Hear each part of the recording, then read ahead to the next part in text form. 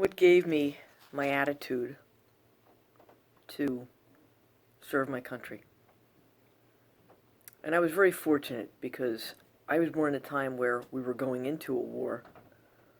I was born in 1962, and I was born at a time where women were not expected to go in the military. I mean, it's still kind of like that too, pretty much. And the women that went into the military back there in the 60s, they were nurses or they were clerical or something like that. Might have been some that were in, combat inadvertently, but it wasn't a place where they were going to put you if you were a woman. However, when I was a child, I always felt that it was a little unfair that women weren't going to be on the lines with the men fighting just as equally. And it meant unfair in my mind as a child is that I should be able to defend the country that has given me my freedom. And defending something, I guess, can come in many flavors, so to speak. But to me, and always has been, that I need to be in the mix. And so I did want to go into the military since I was very young, 4 or 5. And I watched war movies and things like that. But I also knew that my brother, my mother never wanted to see my brother go to war. And so Vietnam was ramping up when I was 5, 1967. It started coming along in 1964, and then it just kept ramping up.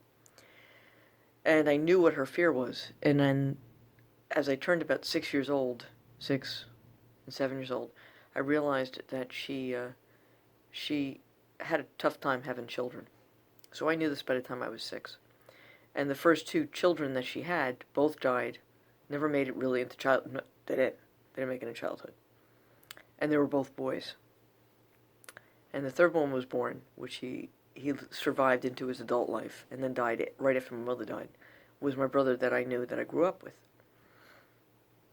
And so I decided that to save my mother heartache, because I saw how she was pained in her life, even when I was at a very young age, I decided that, the doors would probably open for me, and I would serve so that my brother wouldn't have to, because he just never looked like he was material for military. I kid you not.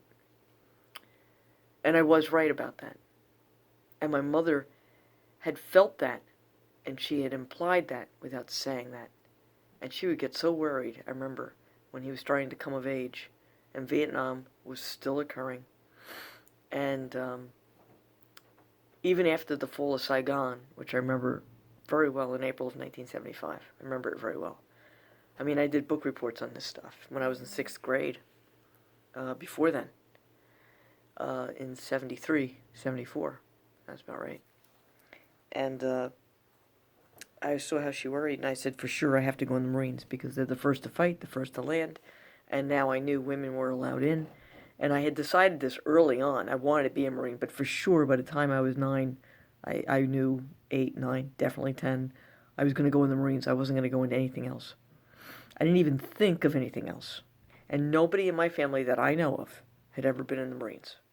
We had people who were in the Navy, we had people who were in the Air Force that I know, and some were in the National Guard, and some might have been in the Army, like way back when. My dad's dad was never in. When World War II came about, they had 3 children.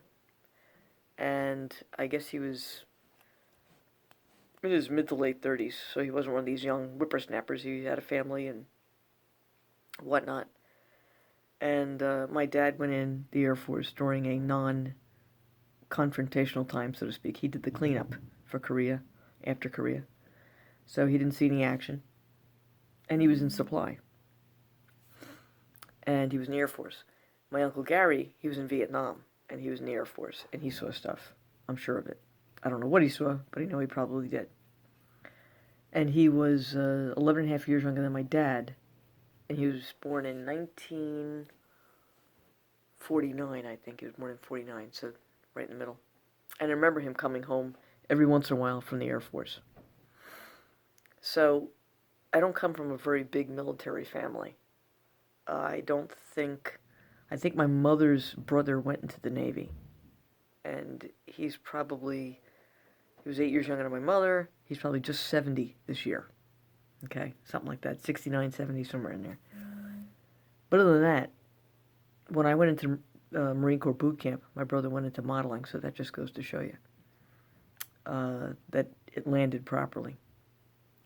And I always had hoped that they would take me first into combat before my brother would ever even end up in boot camp. So that if, someone were to sacrifice for the family, so to speak, they'd take me, so that if I passed, they wouldn't take my brother that was alive and lived into adulthood. So I did that, and I had never told my parents. That's one of the reasons what drove me. I never told my brother that was the reason, or my sister, My husband knew. But, and I'm telling you now, and it's going to be up on YouTube. But I felt good about it, and I still feel good about it. And my dad was very pissed off about it. He disowned me, more or less, for about 10 years. I couldn't talk about it at a family function or privately. I couldn't even mention it, And, but I'm very glad I did what I did, and I was very fortunate. I went in when there was only small skirmishes that I was not involved in, very small. The Grenada, Libya, doing silly things, and then the Beirut massacre. I was getting out the next month. And it was worth my while. I was the kid who was dyslexic, who was physically active. I needed a lot of physicality. And I loved taking orders, and I like being told what to do. I'm still kind of like that.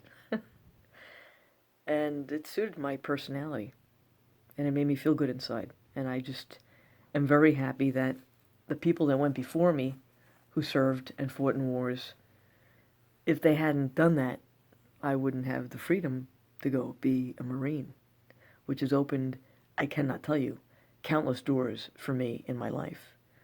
I was tough before I went to the Marines, due to my life and my childhood as a child and everything, and the things that I experienced and whatnot. But the Marines gave me the confidence to realize that I had that in me. And that did help me. So it's a beautiful thing. Have a great day, stay safe, and enjoy your Memorial Day weekend, and enjoy the rest of your life in America. Take care.